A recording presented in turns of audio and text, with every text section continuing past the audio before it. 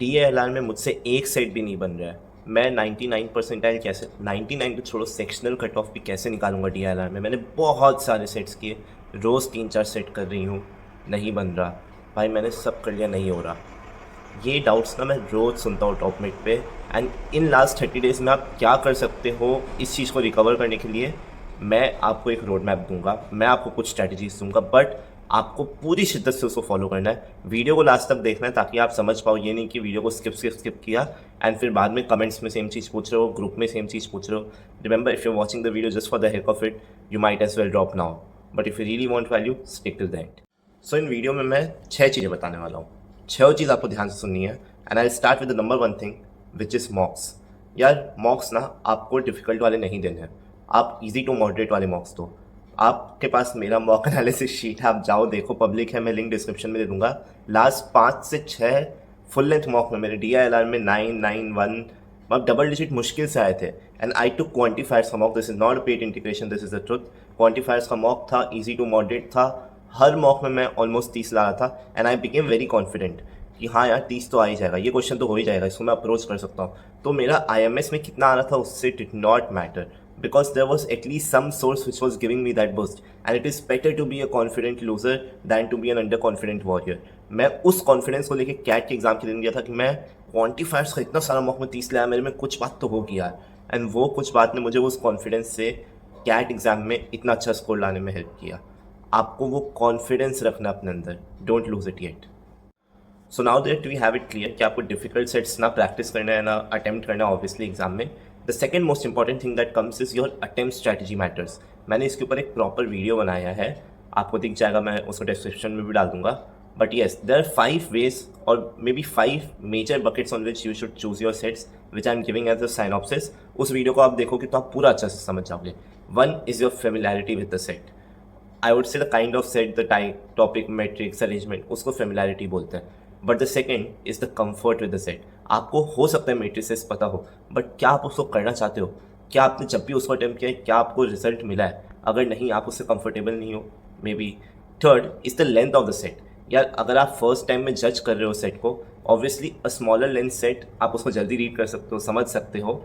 A length which is of larger could be easy, don't get me wrong, but then it will take you more time to reach that conclusion because 2-3 minute तो आपको set पढ़ के समझने में ही लग जाएगा। And let's say if after 3-4 minutes you understand after just reading the set कि यार मेरे से नहीं होने वाला है, then it's a wasted time. Which brings me to my fourth point, the kind of hints that are given in the set, which is a part of the set, अब कितना लेंथ है। तो if there are very direct hints given, भले ही ज़्यादा hints हो, आपको पता है कि चीज़ें फिट इन होंगी and you might find a starting point. But अगर बहुत ही वेग हिंट्स है, सिर्फ 2-3 हिंट्स एंड यू नो कि यू माइट बी स्टक, इतने कम हिंट्स है, then this becomes a choosing factor. It was for me. Fifth, the kind of question, very important, very very very important यार। आप set को बना सकते हो लेकिन आपके सारे क्वेश्चंस मान लो इफ से शुरू हो रहे हैं, इसका मतलब वो खुद में ही एक मिनी सेट है, बहुत टाइम ले लेगा। मान लो अगर वो टीटा वाले क्वेश्चंस है लेकिन मैक्सिमम मिनिमा वाला टीटा है, भाई टफ होने वाला है। लेकिन अगर वो डायरेक्ट टीटा है कि how much did A score, how much did B score, तो आपको पता है कि सेट का कुछ सोल्यूशन आएगा। There will not be a lot of cases because TITA में केसेस कवर नहीं हो सकते। Gives a lot of indication and you should definitely see the type of questions that are there. In fact, you should see a trend, जो भी आपने मॉक्स दिया, previous year दिया, उसमें देखो the kind of sets which were easy to medium, क्या वो theta में ज़्यादा क्वेश्चंस थे, और something that was said कि ये doable है, क्या उसमें टीटा क्वेश्चंस ज़्यादा थे। This being said, आप प्लीज़ वो वीडियो देखें तब आपको पूरा कंप्लीट समझ आ जाएगा। Which brings me to my third point which I want to say for this video, and I know most of the people are not doing it। मैंने उसको करना बहुत बाद में शुरू किया, thankfully because of Anastasis academy, उसका भी लिंक दे दूंगा। उनका 200 DILR सेट का playlist, it's absolutely gold.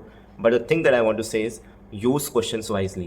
Questions और उसके हिंट यूज़ करने से आपको कितना हेल्प मिलेगा DILR में आप समझ ही नहीं सकते।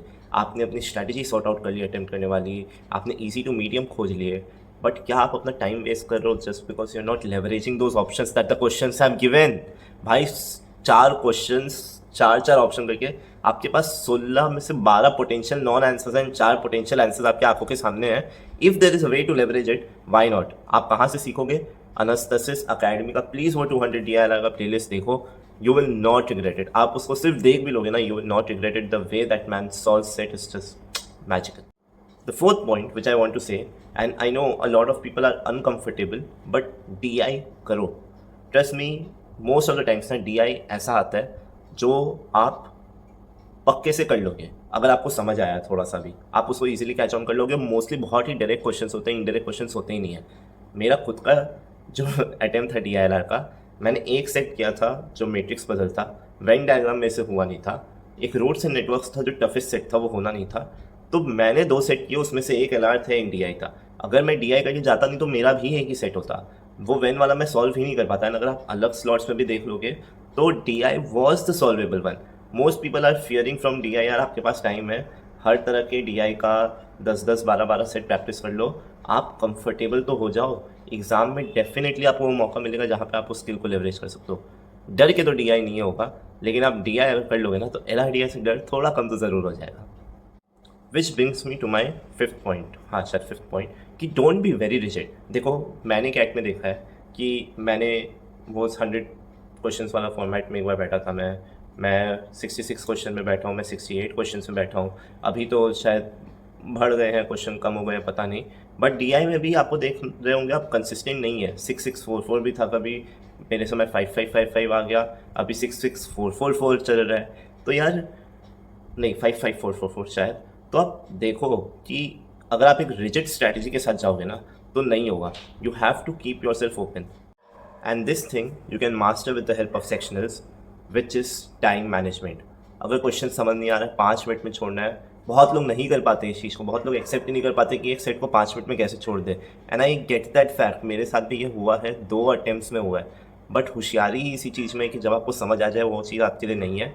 Just leave and move on. The more you stick to it, the lesser your chances becomes to bounce back. आपने एक बार 15 मिनट वेस्ट कर देना, DILR में बाउंस बैक करना बहुत मुश्किल है. वो टाइम प्रेशर, वो एग्ज़ाम प्रेशर, सब कुछ आपके मन में हावी हो ही जाएगा, चाहे आप जितने भी काम एंड कंपोज हो. तो प्लीज़ सेक्शनल्स में वो स्ट्रैटेजी प्रैक्टिस करो कि 5 मिनट की आप हार्ड डेडलाइन बना दो, 5 मिनट के अंदर छोड़ना है. मैं DILR का लाइव अटेम्प्ट दूंगा, कल आपके सामने दूंगा, आप देखना मैं कैसे करता हूँ. मे बी मेरा हो ना हो, पता नहीं, बट आई एम कॉन्फिडेंट कि ये स्ट्रैटेजी वर्क करती है. लेकिन एक चीज़ याद रखना, अगर आपको नॉलेज प्रॉब्लम है ना, set picking will not help. Set pick आप कर लोगे बट आपने सॉल्व नहीं किया है, कुछ नहीं किया है, टाइम नहीं लगाया है, कोई फ़ायदा नहीं. तो सिर झुका के रोज़ 5 सेट तो करो. आप लास्ट 30 दिन में सिर्फ अनस्तसिस अकेडमी का वो 200 सेट भी खुद से प्रैक्टिस कर लोगे ना तो आप बहुत आगे चल जाओगे, बहुत आगे. That being said, the final thing which I will say is to play games. Sudoku, Kakuro, Kakurasa. You don't know how much it helps. It's just gold. It's gold. भाई जिन लोगों ने भी खेला है ना वो मुझे यही बोलते हैं कि it has helped them recognize patterns, it has helped them become comfortable with numbers, थोड़ा टाइम मैनेजमेंट में, थोड़ा स्ट्रेस ऑफ करने में भी हेल्प किया है. ये गेम्स आपको DILR में बहुत ज़्यादा हेल्प करेंगी. QA एंड VRC का भी मैंने एक वीडियो बनाया है, एक वीडियो अलग से ज़रूर देखिएगा, आपको काफ़ी हेल्प करेगी. Just summing up what I've told in this video: practice, moderate, easy sets, easy to moderate.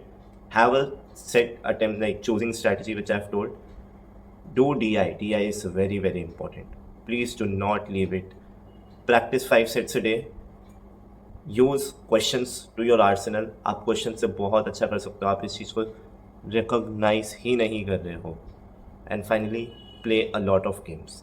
अगर आप ये सब कर लोगे नेक्स्ट 30 दिन अपना सर झुका के, सब डिमोटिवेशन से लड़के, you will only going to get better. And for the QA and VRC video, here they are in front of you. I hope this video helped. I also hope you do absolutely well in your CAT attempt. I'll see you in the next video, future managers. Bye bye.